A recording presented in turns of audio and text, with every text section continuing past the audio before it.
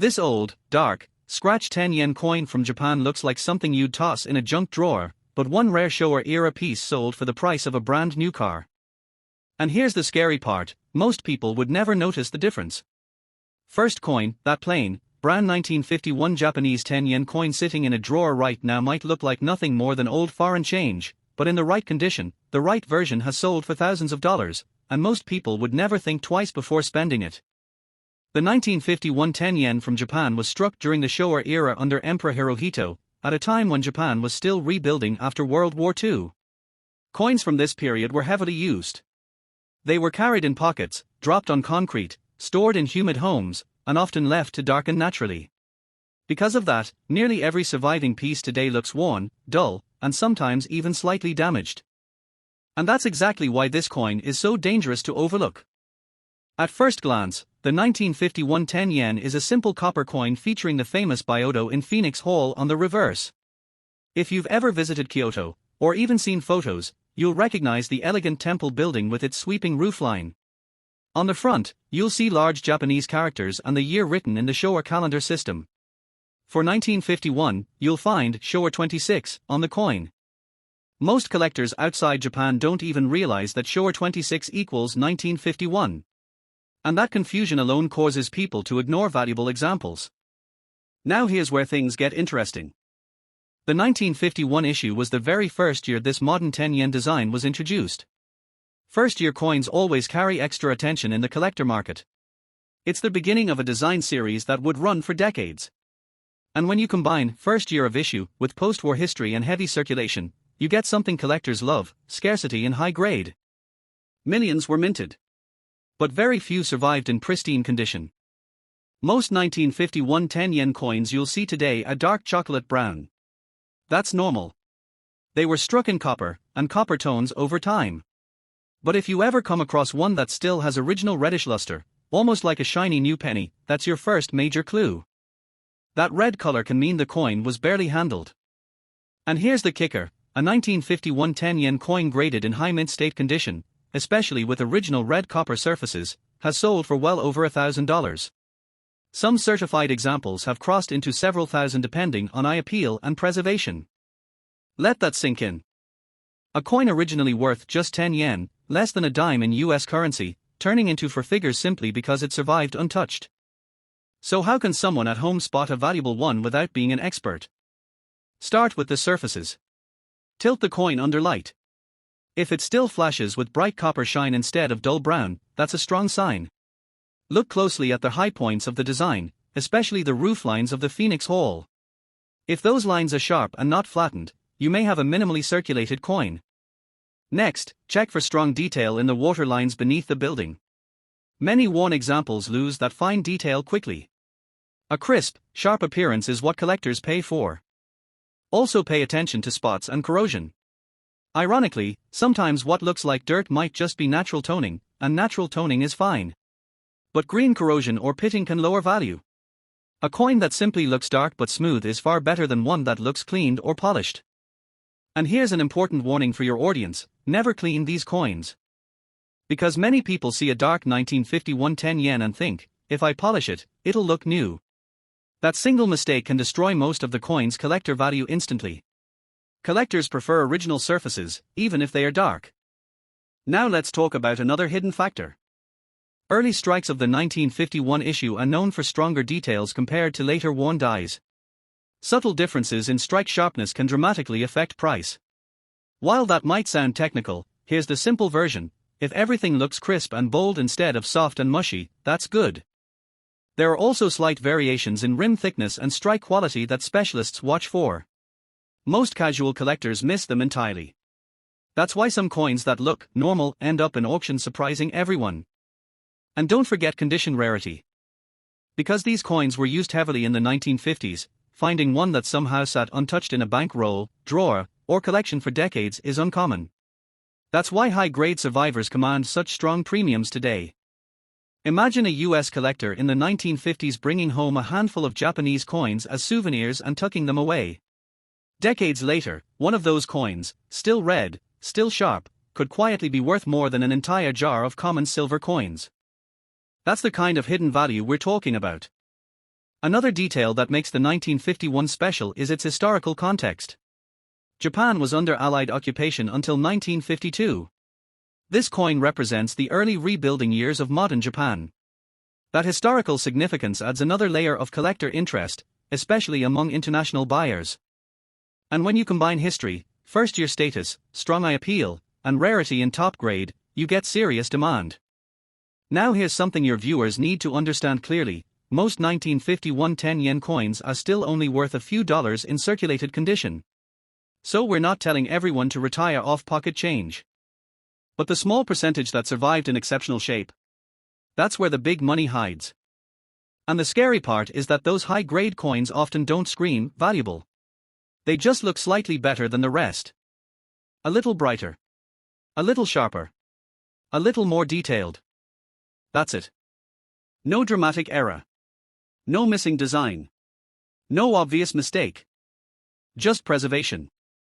And that's why older collectors love this hunt. It rewards patience and attention. It's not about luck, it's about noticing the small differences others ignore. If someone watching this video has a 1951 10-yen tucked away from travel, inherited collections, or old coin jars, tonight might be the night to pull it out and examine it carefully under good lighting. Look for that red shine. Look for crisp lines. Look for smooth, untouched surfaces. Because what appears to be an ordinary foreign coin could actually be a four-figure sleeper. And once collectors realize what they have, those top examples disappear quickly into certified holders and long-term collections. So that dirty, brown, slightly scratched 1951 10-yen coin you almost dismissed. Next coin, that dull, brown 1971 Japanese 10-yen coin sitting in a bowl of foreign change might look like it's barely worth a few cents, but in the right condition, the right example has shocked collectors by selling for hundreds, and in rare cases, over $1,000. And almost nobody checks them. By 1971, Japan was deep into the Showa era under Emperor Hirohito. The country was booming economically, vending machines were everywhere, and 10-yen coins were constantly changing hands. They were used daily for train fares, snacks, and phone calls. In other words, they were handled hard.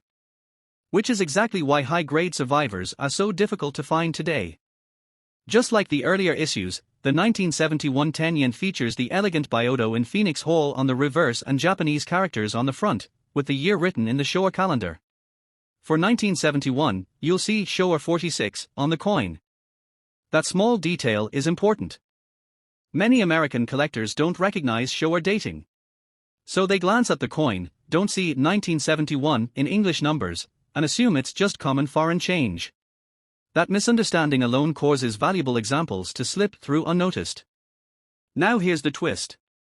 1971 had a relatively high mintage compared to some earlier years. Millions were produced. So you might assume there's nothing special here. But condition changes everything. Because while millions were made, nearly all of them were heavily circulated. Copper coins from this era darken quickly. They turn chocolate brown, sometimes almost black. They pick up small scratches, rim dings, and wear on the high points of the temple roof. Most 1971 coins today look tired.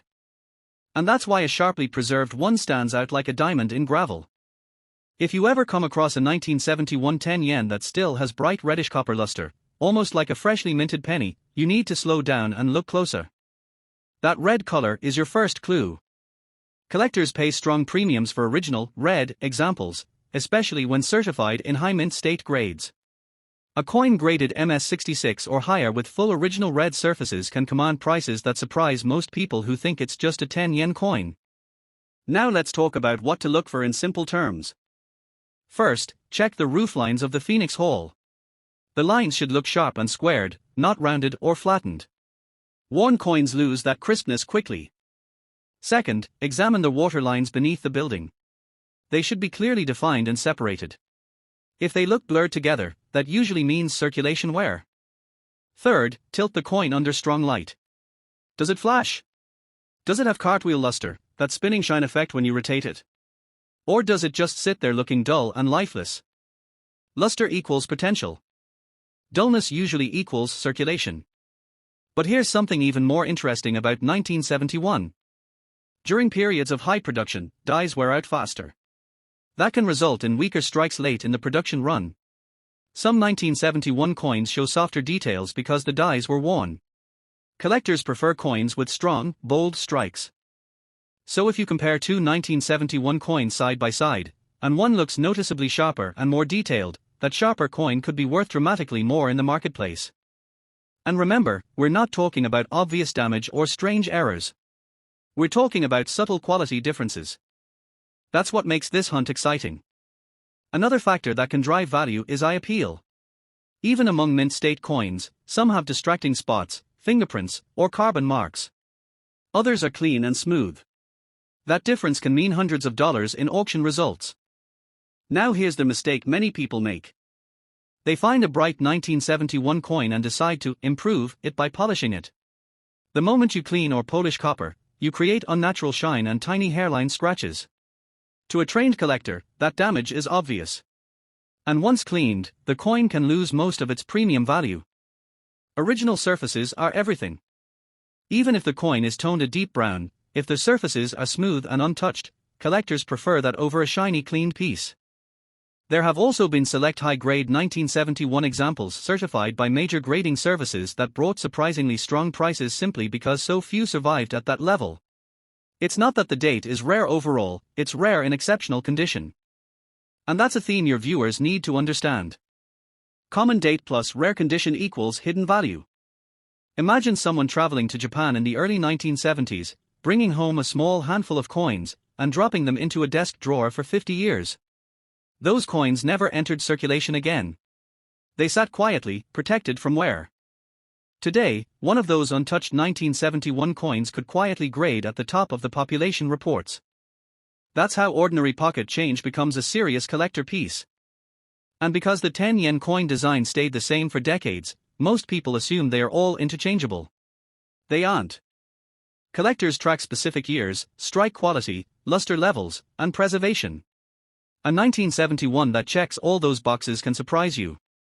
So if you or someone you know has a jar of old Japanese coins from travel, military service, or inherited collections, don't ignore the 1971. Next coin, that dark, ordinary-looking 1985 Japanese 10-yen coin sitting in a travel keepsake box might look like it's worth less than a cup of coffee, but in pristine condition. Some examples have stunned collectors by selling for amounts that feel completely out of proportion for such a small copper coin. And here's why almost nobody sees it coming. By 1985, Japan was at the height of its economic boom. The Showa era was still in full swing under Emperor Hirohito, and 10-yen coins were everywhere. They rattled in vending machines, train stations, grocery stores, and arcades. These coins weren't saved, they were used. Hard. The date you're looking for on this one isn't written as 1985. Instead, you'll see Showa 60 in Japanese characters. That small detail alone causes many American collectors to overlook it. If you don't recognize Showa dating, you might never realize you're holding a mid-1980s issue. And most people assume 1980s coins can't possibly be valuable. That assumption is exactly what creates opportunity. Because while millions of 1985 10-yen coins were produced, nearly all of them went straight into circulation. And copper coins from this era tone quickly. They darken, they spot, they pick up tiny scratches from years of use. Finding one today that looks truly untouched is surprisingly difficult. When you do find one, it stands out immediately. Here's what to look for in simple, practical terms. First, check the color. A typical circulated 1985 will be deep brown or even slightly blackened from oxidation. That's normal. But if you see one that still carries strong reddish-orange copper luster, almost like a brand new penny, that's your first major clue. That red color means minimal handling. Second, examine the phoenix hole on the reverse. The roof lines should appear sharp and squared. The small details in the structure should look crisp, not softened. Pay close attention to the water lines beneath the building. On worn coins, those lines blur together. On high-grade coins, they are clearly separated and sharp. Third, tilt the coin under direct light. Does it flash? Does the shine move in a circular pattern as you rotate it? That spinning, cartwheel effect is a sign of original mint luster. If the coin looks flat and lifeless, it has likely seen circulation. Now here's where it gets interesting. Because 1985 was a high production year, most surviving coins have contact marks. When coins are minted, they are dumped into large bins and transported in bulk. They bump into each other, creating small nicks and scratches. The cleaner the surfaces, the rarer the coin becomes in top condition. A truly clean 1985 10 yen with minimal marks is much harder to find than people think. And when examples are graded at the very top levels, especially with full original red surfaces, they can command impressive premiums in the collector market. It's not common date rarity. It's condition rarity. That's the key phrase your viewers need to remember. Condition rarity. When nearly everyone spent these coins without a second thought, hardly anyone saved them in pristine condition. Now let's talk about a mistake that destroys value instantly. Cleaning. Many people see a dark 1985 10 yen and think they can improve it by polishing it. But once you polish copper, you remove the original surface. Under magnification, cleaning leaves fine hairline scratches and unnatural shine. To experienced collectors, that damage is obvious. And once cleaned, a coin that might have been worth a premium becomes just another damaged piece. Original surfaces matter more than brightness. Even a dark brown coin can carry value if it's smooth, untouched, and sharply detailed. Collectors prefer originality over artificial shine every single time. Another subtle factor to watch for is strike quality. Not every coin leaves the mint with the same sharpness. Some are struck slightly weaker, especially if dies are wearing down.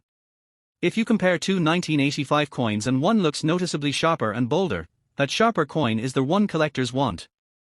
And because the design remained consistent for decades, most people assume all 10 yen coins are interchangeable. They are not. Advanced collectors track population reports and highest graded examples. When only a tiny number exist at the very top grade, prices can jump quickly. Imagine someone who traveled to Japan in 1985 during the economic boom. Maybe they brought home a small handful of coins and tossed them into a drawer.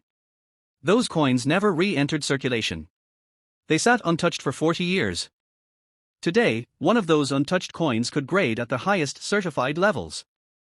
That's how ordinary travel souvenirs quietly turn into valuable collectibles. And here's what makes 1985 especially interesting: because it feels modern, people are even less likely to check it carefully. A 1951 coin at least looks old. But 1985? That feels recent. That psychological bias causes people to dismiss it instantly. And that's where hidden value lives. So if you're searching through foreign change, estate collections, or inherited travel keepsakes, don't skip the 1985. Look for Showa 60. Check the color. Check the sharpness. Check for original luster. If it looks unusually bright and crisp compared to others, slow down.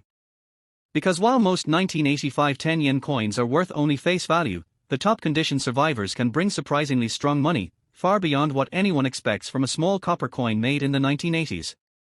Next coin. That tiny, ordinary-looking 10 yen coin dated 1926 or 1989 might look like nothing more than foreign pocket change, but those 2 years marked the beginning and the end of an entire era in Japan, and certain examples have quietly become some of the most sought-after sleepers in the whole series.